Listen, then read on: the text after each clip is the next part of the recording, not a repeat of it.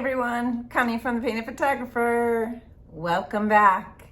I have a thrifting video where I went thrifting with Sonnet from Sonnet's Garden Blooms, and I found a couple of projects. I took you along on our trip. I have a couple of projects that I have on my website, and then I also have a couple of projects that I did an upcycle to, so I hope you'll join me. Hey everyone, it's bright and early. It is Wednesday morning and I am heading off to meet Sonnet. I'm going to take you on an adventure. Hopefully I remember to film things. Isn't it a pretty foggy morning? It's a beautiful morning. We're on our way. I'm here. I just have to wait for Sonnet. We're going to eat some breakfast first at this fun little place.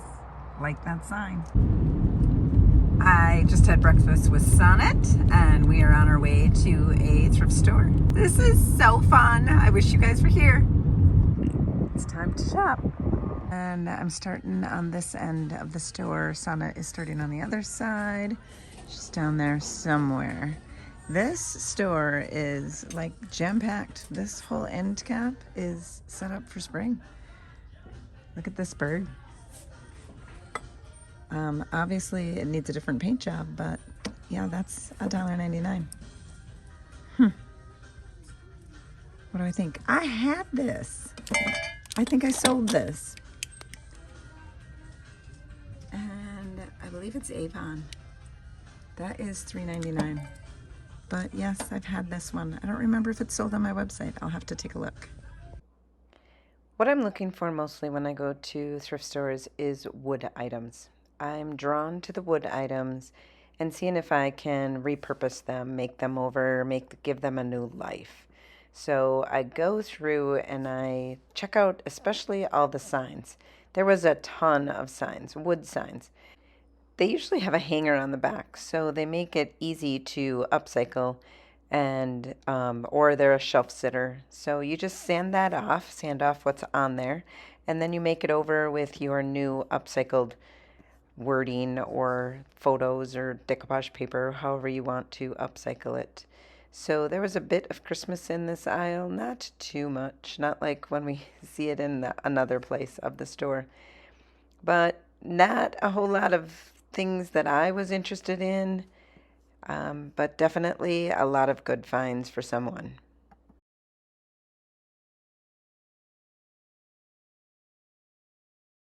Oh my, I just found this, and my daughter's produce sale is this weekend, and she wants her station to be up higher so that she doesn't have to sit while she checks people out. This is, let's check the price. This is $5.99. That's not a bad price. Do I get that for her? She's only going to use it once a year. I better check with her first. Found this little side table. It's a bit on the wobbly side, but it's $5.99. I think that's pretty decent price, and I'll have to flip it over and see if Wilson can fix it. I've never been in a Goodwill that they have Christmas stuff out in the summertime. I know I've seen other people see it, but I've never seen a Goodwill with Christmas stuff out. But we have Christmas, in case anybody's interested in Christmas. This is a cool looking bowl. If I needed a bowl, I'd get that, but that is a cool looking bowl. This one's pretty cool too. The kitchen of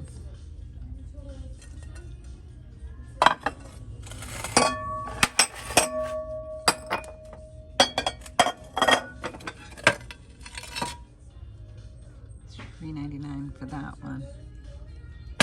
It's got some really pretty yellow roses on it. Okay, we're coming to the second thrift store, the second Goodwill, and I'm back in the Christmas aisle again. And guess who's buying Christmas? Yep, that'd be me. This is $1.99 and it's glass craft. There are 3 of them. They are just the sweetest. And then I am a sucker for these small little glasses that have the holly on them. So that is $1.99 as well. That's coming with me. There was a lot of cool items in the Christmas aisle, but I think it had to be closer to Christmas time for me to be interested in them. You might see some of the things that I seen that Sonnet ended up picking up, but that's what it is. Every man is got a different treasure. Okay, let's see what we got at the thrift store. These mugs, I did pick them up. They're Falsgraf Winterberry. They were $1.99 a piece, and I thought they were really sweet. Yeah, it's Christmas. Oh well. I got 3 of them. So 3 mugs with that really, really pretty design on them. I like it. A Pioneer Woman mug, $2.99. Pioneer Woman stuff sells really well, and it's pretty. It's made really well. So this is a ceramic mug. No chips, no cracks. It was cute with the blue handle. I did get this glass for $1.99, and I just really like that holly, and I like the short little glass. I put a couple ice cubes in there, put a shot of Southern in there, and let it melt, let the ice melt, and it's perfect. Pier 1. This is a little birdie from Pier 1. It's a salt or pepper shaker. I'm not sure which one. It's only a 1. Didn't have the pair with it. $1.99. Has a little stopper in it. It's very sweet. You don't even know that it's a salt shaker if you want to put it on a shelf. Like it. All right, this, I'm not sure what this is, what its original purpose was, but it's a colander of some sort, and it is $1.99. I love these kind of things to put plants in outside, or this one's even cute just to put in your kitchen and maybe put some small wooden spoons or something in there. It's really cute. So that's $1.99. Here's a bird. It had a ticket of 50 cents on the top, and then they were selling it for $1.99. Sonnet pointed that out, but I seen it. I really didn't care. I think $1.99. I'm going to paint this up. Somebody already tried to paint it, and the paint is coming off here. I'll just make sure I get all that paint off of there and then repaint the whole thing in one color. I think it's going to be really cute. But when I took it up to the counter, the gal noticed that this 50 cents was on there, and she said, I gave you that item because this tag was forgotten to be taken off. So apparently if they forget to take it off, she marked it for free. So I didn't pay anything for this guy. Just a plain wooden candlestick. This was on the cart to be put out, and it was $2.99. It does have a crack here. Right here's a big crack, but you can patch that in with air dry clay and paint this up, and it's really a nice candle. It's wood, solid wood candle stick holder. It's not bunny season, but this bunny, he's wood, and I thought I had one like him before. I'm not positive. If anybody else remember, let me know. So he was 99 cents. He's cute, super sweet. I don't have to do anything to him. Just list him up on my website at thepaintedphotographer.com. Another bird. This is one of those birds that you buy at the big box stores. And he has a key holder, but I don't usually use that key holder. And he was $1.99. I don't know if I'll keep him this color or if I will paint him, because he's not bad. This looks like this drawer doesn't stay closed, so maybe I'll just glue that closed. But he was pretty sweet. All right, this box was $2.99, and it has a ribbon tied right here, which has 2 holes for the ribbon to go through. I'll ditch the ribbon. I'll put the conservatory labels mold on there, which will cover them holes up. And this box is going to be really cute. I'll give it a different paint finish. And it was $2.99. Solid wood box. A white pitcher, $2.99. It does say something on the bottom. It's embossed with something. I have no idea what. I even took my phone and took a picture of it and then zoomed my phone in. It's embossed and then it's just yucky on the bottom. So it is from somewhere, but I thought it was really cute. I do like white items, solid white items, and then putting some fresh flowers in there would be super sweet. Another Christmas item, the Book of Christmas, and it's a Reader's Digest. And it has some fun illustrations in it, like that. There's an angel over here and a zebra and a stocking. I have to find the Santa Claus that caught my eye. There's all kinds of pages in here. Look at this page. So pretty. And if someone wants to use this for junk journaling, it would totally work for that. Here he is. Here's my Santa that I really liked. And there's another one over here. So if you want this book and another one, if you want this book for junk journaling and another one, and it would just totally be a fantastic book for that. This picture, this illustration right here is really pretty. So the Book of Christmas, and it was $5.99, but it was a purple tag, so it was 50% off. And then I did find this table. I don't remember if I filmed it or not. I guess I'll find out when I go back and edit this. But it has some etching in here. It's a taller table. It does have that fake leather top, which you can paint right over that with DIY paint. And this was $5.99, and it does have a bottom shelf on it. It's got a little wobble to it, but Wilson can fix that right up. Like, all he probably has to do is just tighten a screw or get some glue or something like that. So it's all good.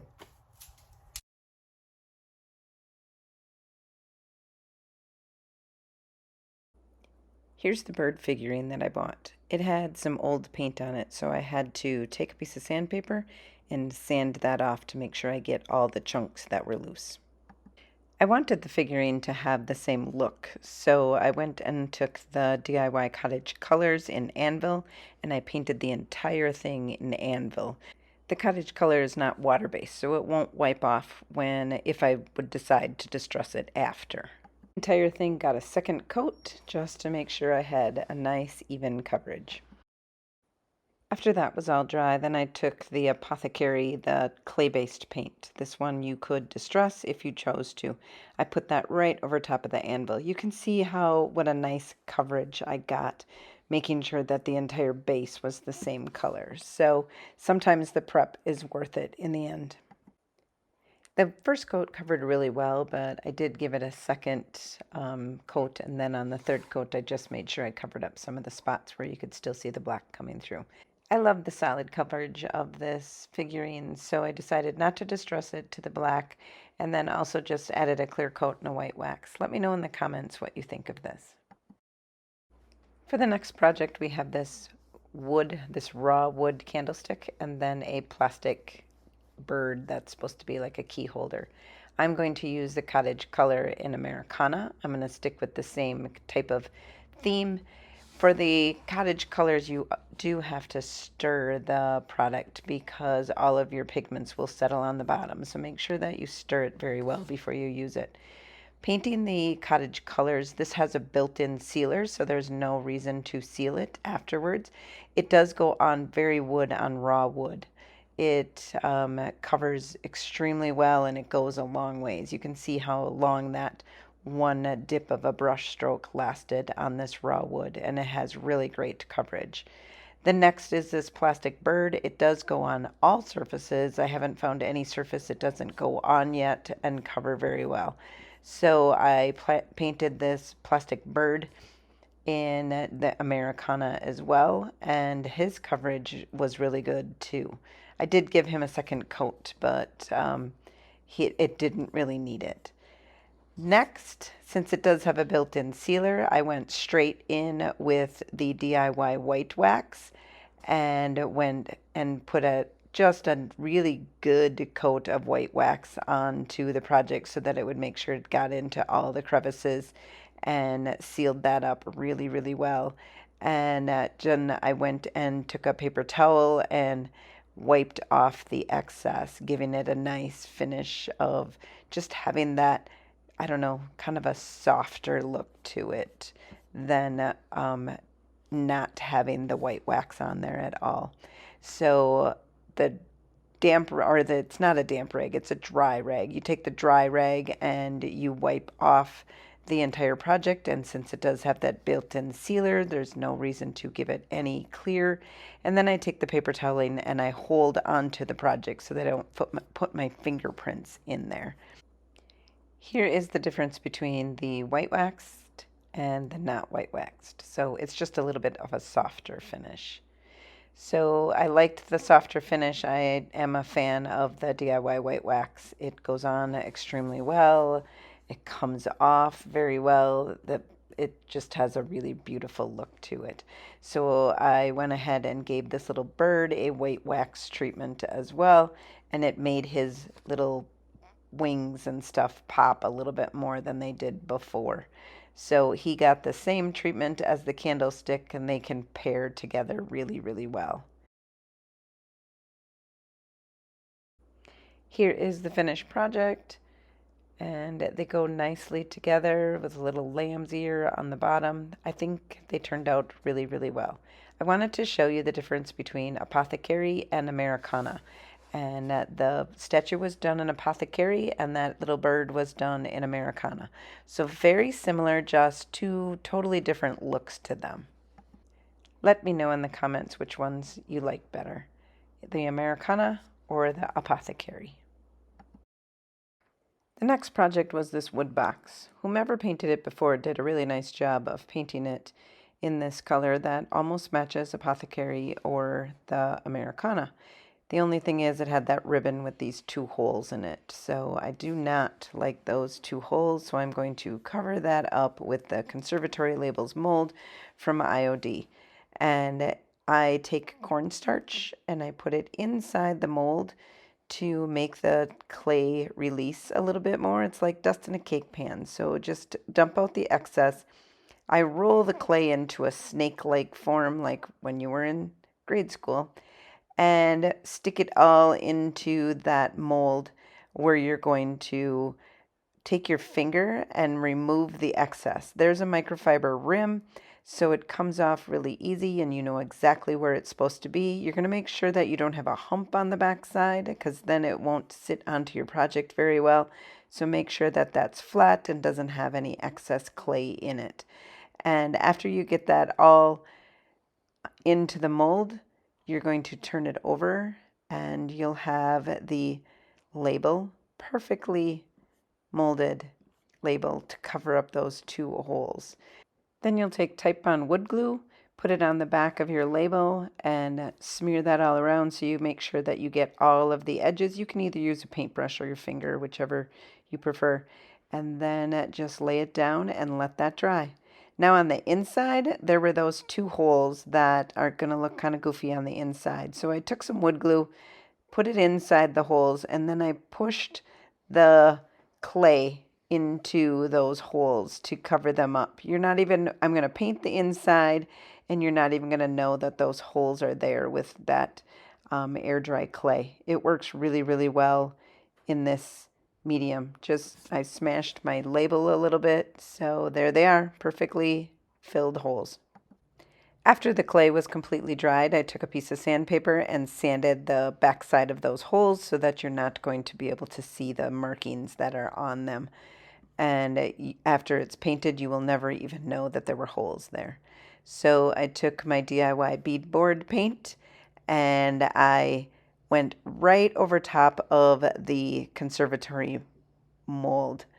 And I just was really, really careful. You can just wax over top of the mold without any paint on it, but I kind of wanted the inside and the mold to match. So I made sure that I went over that mold. I didn't even go on the sides of it. And then on the inside, I want to show you here that when I was going in a back and forth motion, I was getting excess paint on the top lip. And I wanted to show you a better way of how you can prevent that. And if you go in an upward motion on a squared off edge, you will have a really, really sharp image. Even though the DIY paint wipes off with a baby wipe, it's just you're saving yourself an extra step. So see how clean that is and how not so clean my other side was. With the DIY paint, it is easy to wipe off when you have those excess marks on your project. So you just take a baby wipe and wipe that right off.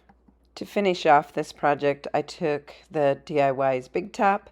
My brush was a little dirty, I see, and so I just went with it. And I just put a clear coat on the inside and clear the entire project on the inside. And then also, even though I didn't paint this project with the DIY paint, I still went over it with a clear coat of Big Top.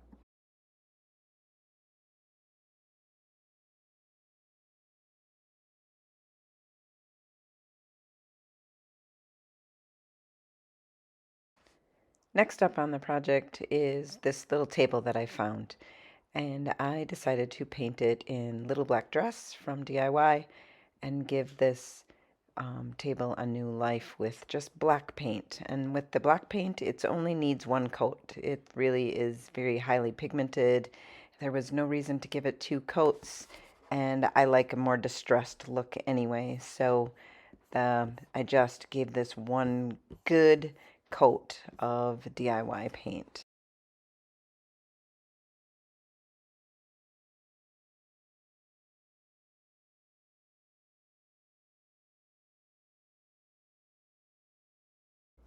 When you're using the DIY paint, when you're on a nice flat surface, it helps to mist the project with a little bit of water just to make that paint flow a little bit easier and give you nice smoother strokes.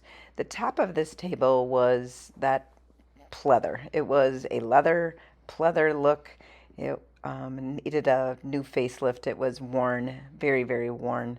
So I just painted right over the top of that with the little black dress as well. The DIY paint can go over most surfaces, and you will just have the same great coverage as you do with any substrate.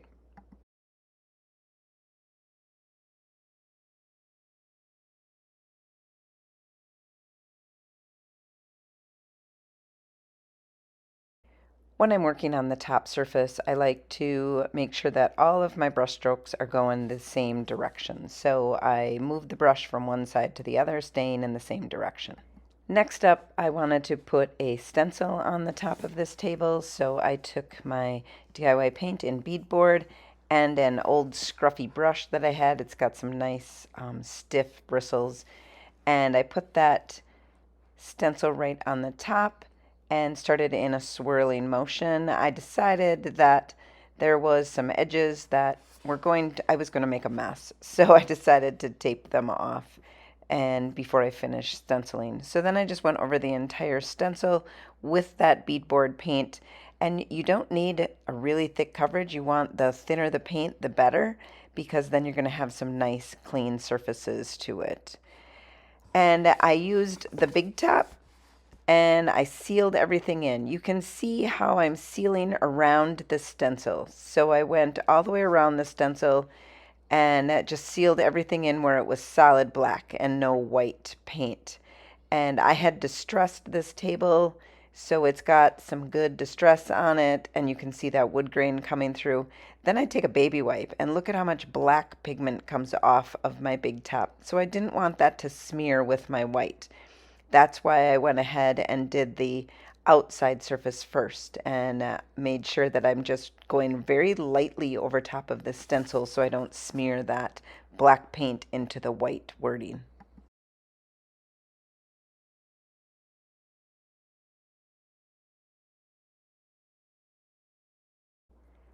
I wanted to add a transfer on here, so I decided to go with the new Joy de Roses transfer. You can put these images any way that you want. I think they go perfectly fine sideways, right side up, upside down, except there are a couple that have birds on them. I had already used those, so of course those can't go sideways, but these can go any which way. I decided I wanted to put it on the bottom. I'm not really sure how I want to do this, so I'm laying out my design and trying to figure out the best possible way to not cover up all of the stencil. And so I trim off the edges. When you're working with a transfer, to have it like floating in the middle of your project, it doesn't look as well as if you trim off some of those edges and give it a nice clean edge in the corner to where the design is kind of like popping out from behind the corner. So I decided that that's what I was going to go with. Oh, I'm covering up too much of my stencil. So back on with the transfer paper, and I cut around my transfer, cutting off some of the images that were going to cover up the stencil. And so I will let you watch this process of how I decided to go about cutting this transfer and then putting it on with the transfer stick. You just rub them on until the image goes off onto your project. And so you can cut these in any way that you want. You can just be your own creative and make up your own designs. So I cut that all off and I got a much smaller image, which is perfect, kind of perfect. I guess I didn't like that one sticking quite up there, so I trimmed around that leaf, got rid of that little piece, and we're good to go for making sure that we have this transfer in that little corner and it's not covering up too much of the stencil. I'll let you watch the rest of the process as I put the design on this table.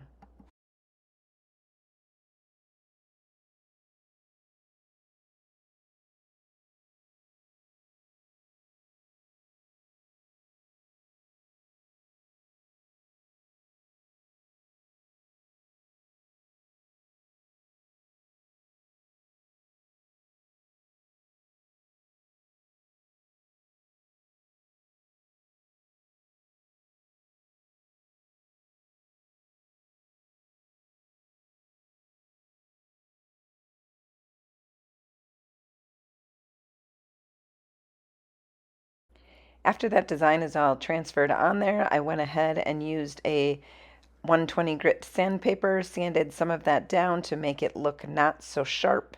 And I used IOD ink pad along with the IOD mixing white ink and the crackle stamp. Right now there's one called Vintage Finishes where it has all four type vintage finishes in the packet instead of this one large sheet. If I didn't have this one, let me tell you, I'd be getting that one. I hope you like this table as much as I do.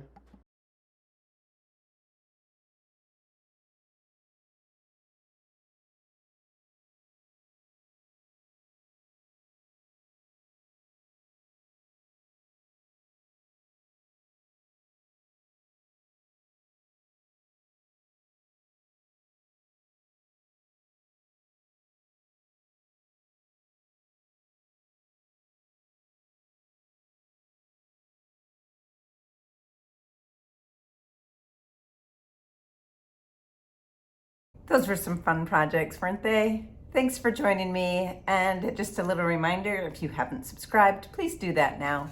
Hit the like button, hit the notification button, and you'll know when I have all my new videos out. And if you want any of these products, they can be found at thepaintedphotographer.com and I'll ship them right to your front door. Until next time, happy painting.